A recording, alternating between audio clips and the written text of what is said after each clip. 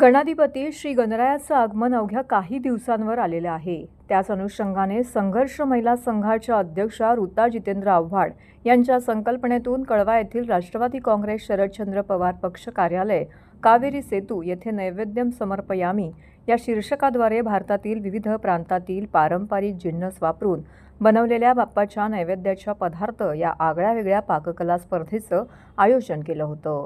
या स्पर्धेमध्ये कळव्यातील माता भगिनींनी उत्स्फूर्तपणे सहभाग नोंदवला।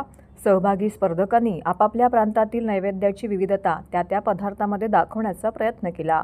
या स्पर्धेचं परीक्षण संघर्ष महिला संघाच्या अध्यक्षा ऋता आव्हाड यांनी केले।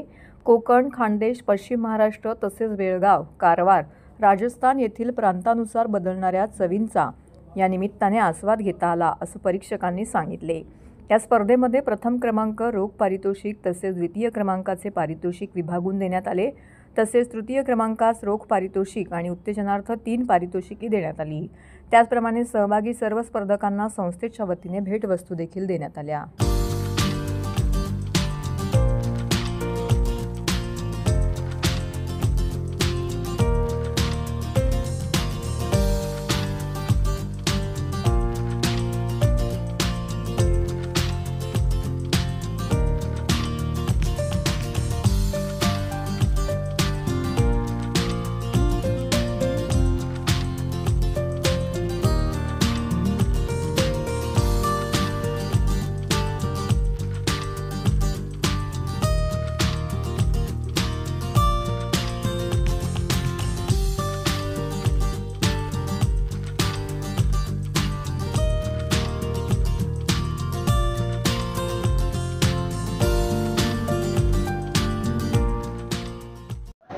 आज आम्ही नैवेद्यम समर्पयामी असं आमच्या गौरीने त्याला शीर्षक दिलं होतं।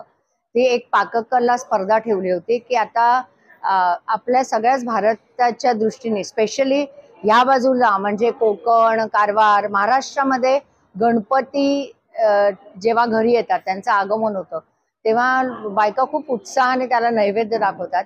प्रत्येक प्रांतामध्ये वेगवेगळ्या पदार्थांचा समावेश करून ते नैवेद्य बनवले जातात। म्हणजे ज्या प्रांतात जे पिकतं तेच देवाला भक्त दाखवतो। म्हणून आम्ही असं ठरवलं होतं की आपल्याला पण माहीत व्हावं की पुणे, मुंबई आणि कोकण सोडल्यास बाकीच्या ठिकाणी म्हणजे पश्चिम महाराष्ट्र, खानदेश या ठिकाणी काय दाखवतात देवाला।